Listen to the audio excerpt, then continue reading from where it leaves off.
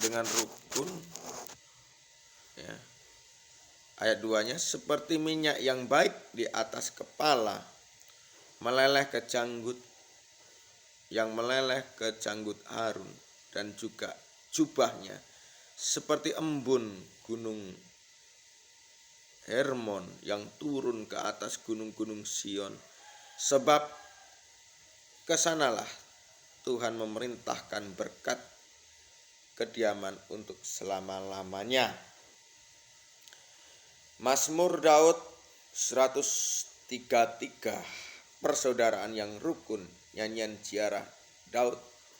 Sungguh alangkah baiknya dan indahnya apabila saudara-saudara diam bersama dengan rukun.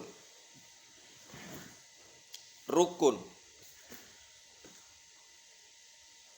Alangkah baiknya. Rukun. Alangkah indahnya. Rukun seperti minyak yang baik dari atas, yang diturunkan dari kepala meleleh ke janggut, ya, dan juga meleleh terus ke jubahnya, ya, jubahnya juga dari embun, ya, embun seperti embun dari gunung Sion, yang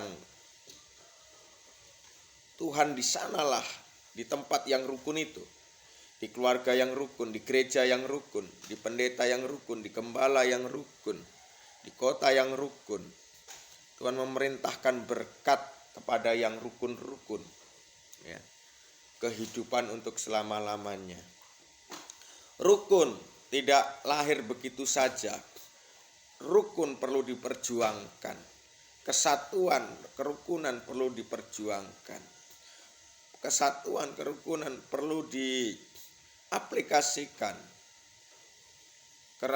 Kesatuan, kerukunan perlu merendahkan diri, merendahkan hati.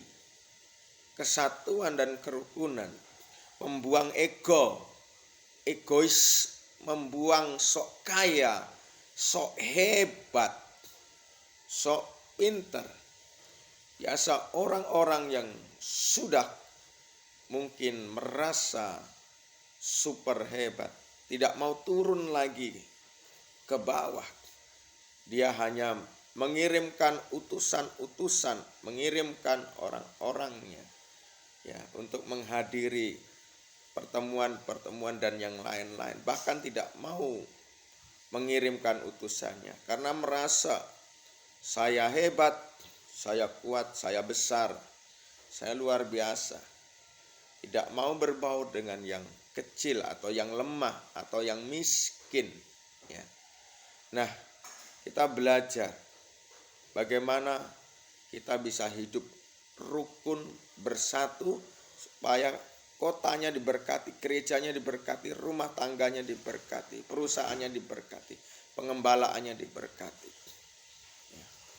Pendeta belum tentu bisa rukun, gembala belum tentu bisa rukun.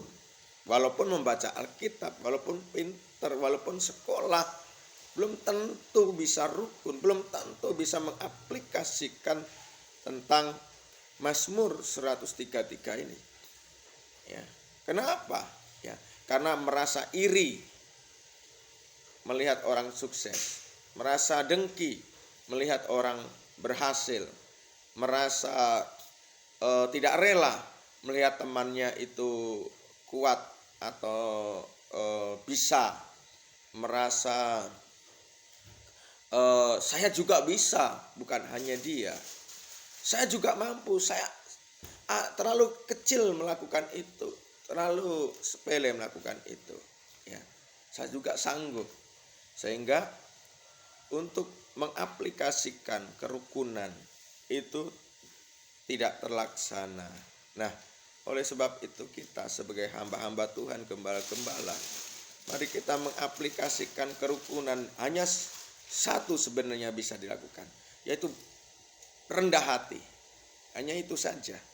Ketika kita bisa rendah hati, mau yang kaya, yang muda, yang miskin, yang kuat, yang lemah, yang pintar, yang bodoh, yang apalagi, yang hebat, yang tidak hebat, ya, semuanya bisa membaur bersatu. Dan di sanalah Tuhan memerintahkan berkat-berkat itu, ya. Tuhan mengangkat, Tuhan memberkati, ya. Tuhan melimpahkan, ya. Sungguh alangkah baiknya. Terima kasih.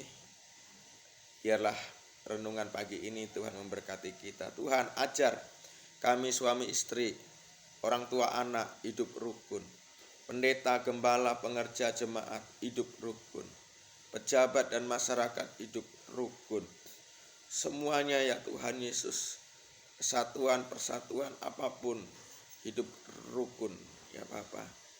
Biarlah Tuhan yang memerintahkan berkat-berkat kehidupan apapun di dalam kerukunan itu, sesuai yang difirmankan di dalam Mazmur Daud pasal 133. Haleluya, glory, puji Tuhan. Shalom, shalom, shalom.